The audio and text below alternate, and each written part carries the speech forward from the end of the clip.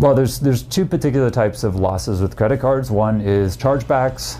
That can be what they call friendly fraud, meaning, hey, I really regret the fact that I just bought this fancy steak and wine, and so I'm going to charge it back. Or it's a stolen credit card, in which case the actual owner of the card charges it back because they weren't actually there. The other type is insufficient funds fraud. This can be, it may not be fraud, it may be unintentional. Hey, I bought more food or drink than my credit card actually has funds to cover, and I walked out and didn't think about it. Or it could be I bought more food and drink knowing full well that my credit card doesn't have the funds to cover, and I left because I knew that I wouldn't actually have to pay for it.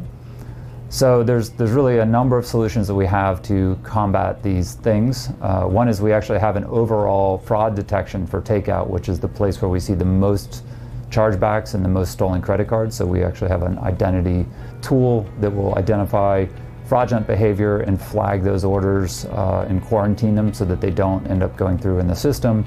The other type of chargeback fraud or way we see that people use credit cards wrongly, especially in bars and clubs and places where you have a lot of open tabs and beverage consumption, what they'll do is they'll open a credit card, they'll open a tab by swiping a credit card. It's the old way, the way that used to be faster to open a tab, and in fact is still leading point of sale in the US, leading new points of sale.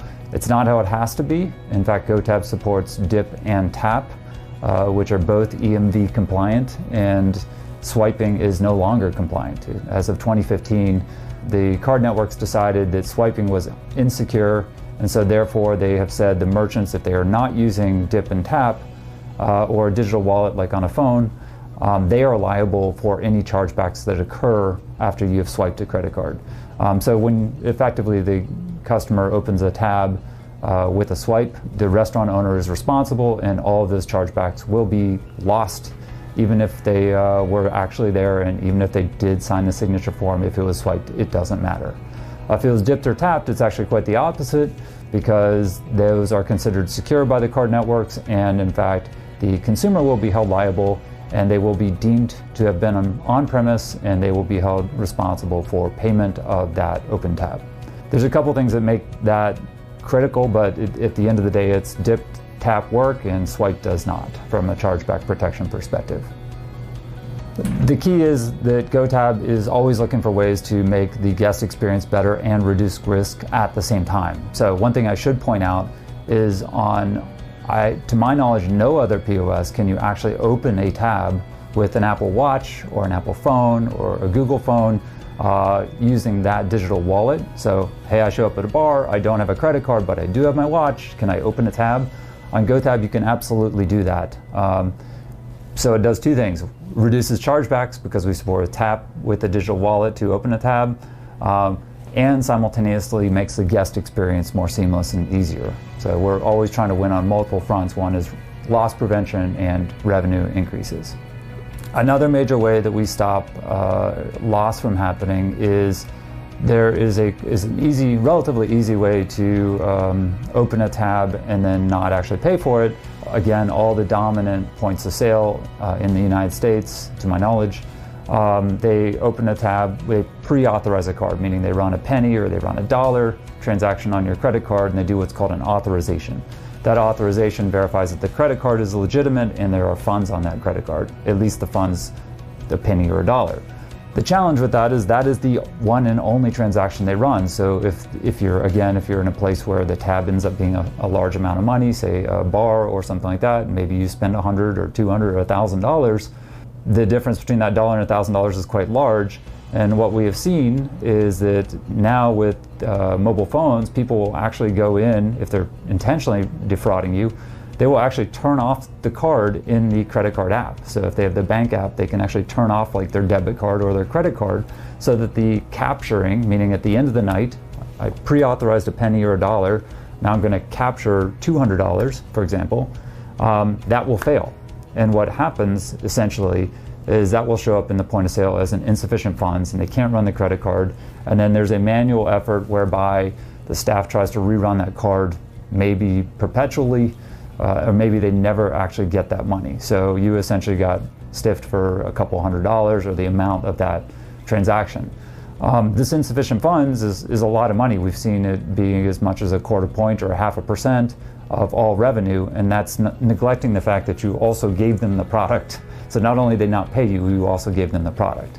GoTab, what it does instead is before you give them the product, say I bought a beer at the first time I went to the bar and then I come back to buy another beer, we increment that authorization to the new balance due. So maybe the tab is $8 for the first beer, so we would pre-authorize instead of for a penny, we pre-authorize for $8.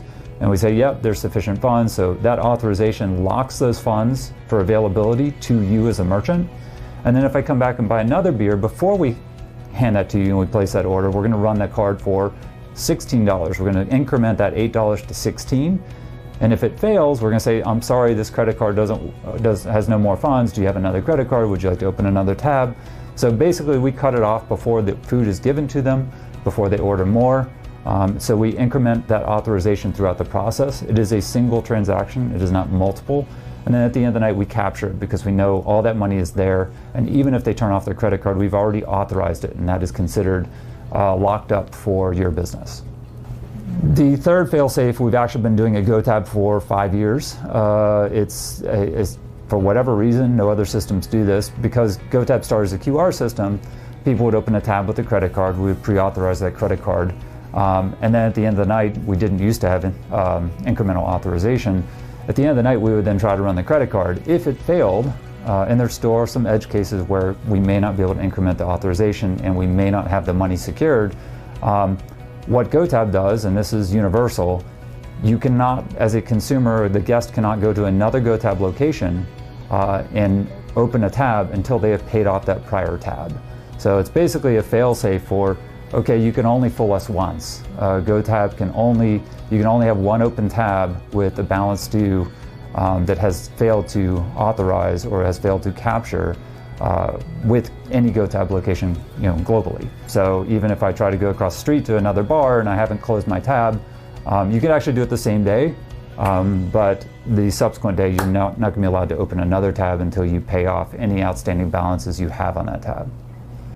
People aren't always intentionally fraudulent. There's a combination of negligence and fraudulence that results in people not paying. And we know at GoTab that we try to soften it. So for example, when someone accidentally maybe doesn't pay a tab, we just text message them politely and ask them to pay the tab.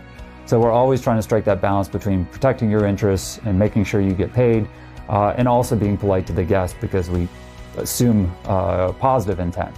But one of the things we're looking at GoTab is how do we make payment disappear so the entertainment is the focal point and not payment, but also making sure you do get paid invisibly in the background. It's material in our experience, like I said, between 0.5% and 1% of revenue, and we'll continue to make these sorts of innovations as we go forward.